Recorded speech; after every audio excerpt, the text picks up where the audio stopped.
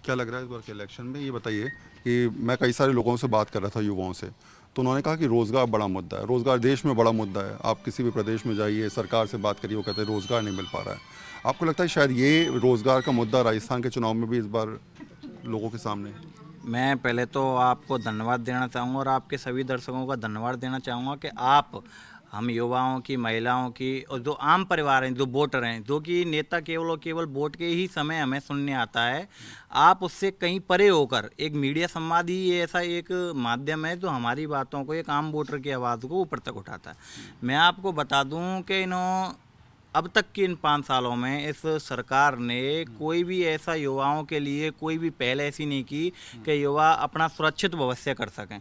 मैं आपको बता दूं कि मैं खुद एक भरतपुर संभाग का सबसे बड़ा महाविद्यालय कॉलेज है, उसमें मैं 6 साल से संघर्षग्रस्त हूं और मैं आए दिन हमेशा छात्रों की आवाज़ उठाता रहता हूं। अभी सरकार ने, गहलोत सरकार ने एक अभियान चलाया था कि राजस्थान फिट और राजस्थान हिट के नाम से।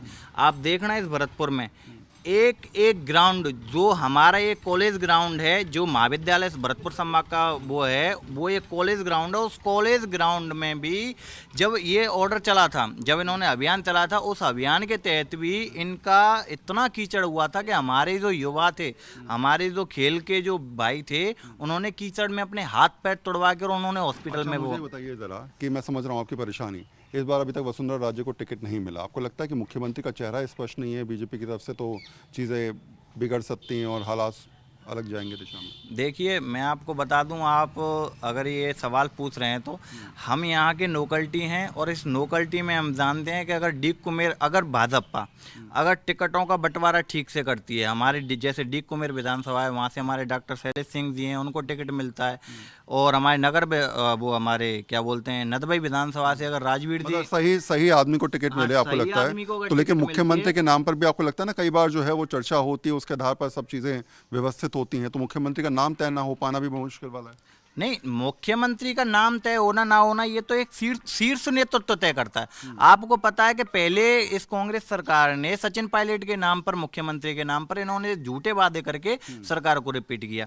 लेकिन भारतीय जनता पार्टी अगर इस बार टिकटों का बंटवारा ठीक से करती है, अगर वसुंधरा जी का होना, मुख्यमंत्री किसका होना, ये शीर्ष नेतृत्व तय करेगा, फिर प्रदेश नेतृत्व तय करेगा। पर अब तक का जो हमारा वो है, हमारी जो बात है वो है पहले यहाँ विधानसभाओं से अपने प्रत्याशियों को निकालना।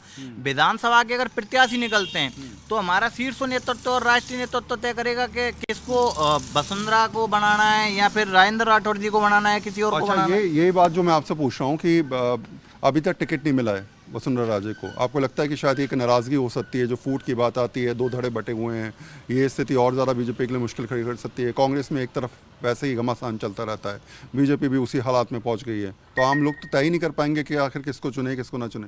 सर, ये हर पार्टी में चलता है, बीजेपी हो या कांग्रेस हो। बाकी मेरे को तो लगता नहीं कि बीजेपी में कुछ ऐसा है। और शीर्ष नेतृत्व जो अपना है सही तरह से काम कर रहा है। जहाँ पे भी अभी तक तो हमारे क्षेत्र से शायद 2 लोगों को टिकट मिला है और दोनों ही मेरे हिसाब से बहुत अच्छा, वेल एंड गुड मिला है। तो यहाँ पे कोई परेशानी नहीं है, दोनों ही सीट हमारी, यानी एक तो बहादुर सिंह जी हैं, उनको मिला है, एक हमारे पेड़म साहब हैं जवाहर जी, उनको मिला है। तो यहाँ से सारी चीज़ें क्लियर हैं। चलिए, कुछ और लोग भी यहाँ पर खड़े हैं, उनसे भी पूछ लेते हैं।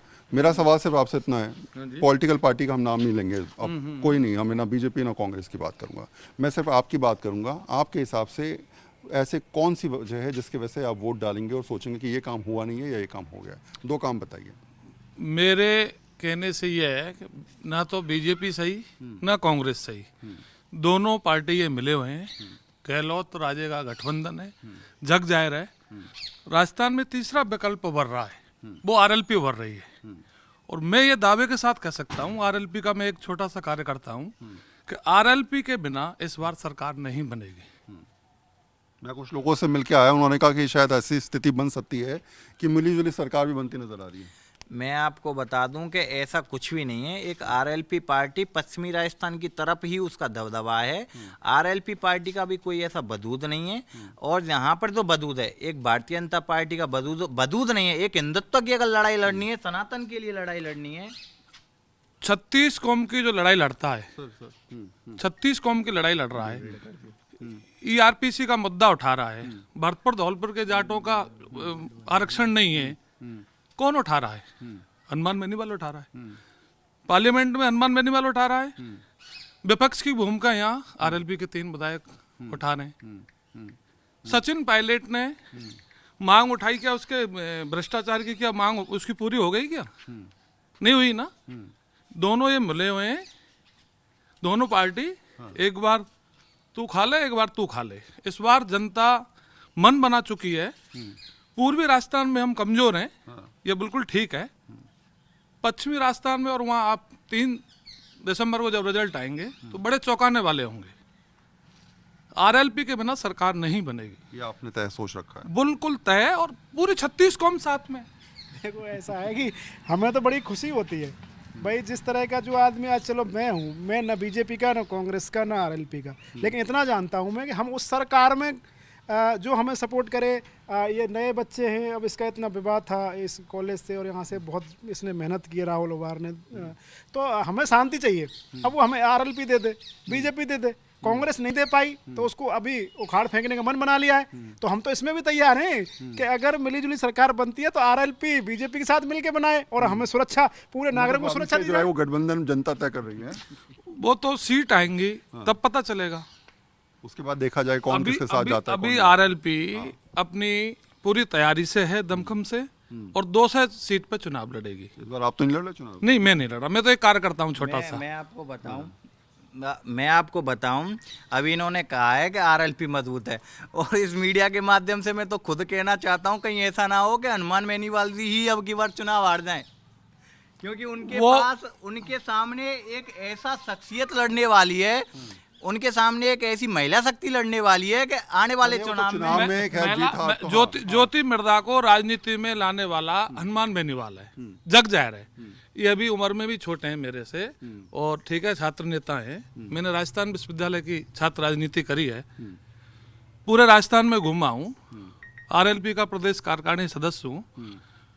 ज्योति मिर्धा दूसरी पार्टी के ऊपर कह रही है, अपनी वो पार्टी बनाए। चलिए, सियासत में शायद यही वजह है कि हर आदमी कहता है कि ये जीत उसकी तय है, या फिर कहीं ना कहीं हालात के हिसाब से जीत किसी और की भी तय हो सकती है। लेकिन हाँ, ये ज़रूर है कि चाहे कांग्रेस हो, बीजेपी हो, या फिर कोई और दल हो, अपने मुकाम को उस तरीके से जनता के सामने रखते हुए नजर आएंगे कि सरकार उनकी बनने वाली है। लेकिन हाँ, ये ज़रूर है कि भरतपुर की जनता ये समझाती नजर आ रही है कि इस बार के चुनाव उसके लिए वोट के आधार पर होंगे, इस वजह के साथ होंगे कि कहाँ उसके मुद्दे तय होते हैं और क्या मुद्दे उसके आमजन से जुड़ते हैं या फिर नहीं जुड़ते, उसी आधार पर ही अपने मत का प्रयोग करते नजर आएंगे। तो सियासत के हिसाब से कह सकते हैं कि आम जनता जानती है कि आखिर किस राह पर उसे नेताओं को चुनना है और किस आधार पर इस बार उनको निर्धार बताना है। कैमरा पर्सन अविनाश के साथ वरुण सिन्हा, न्यूज़ 24, भरतपुर।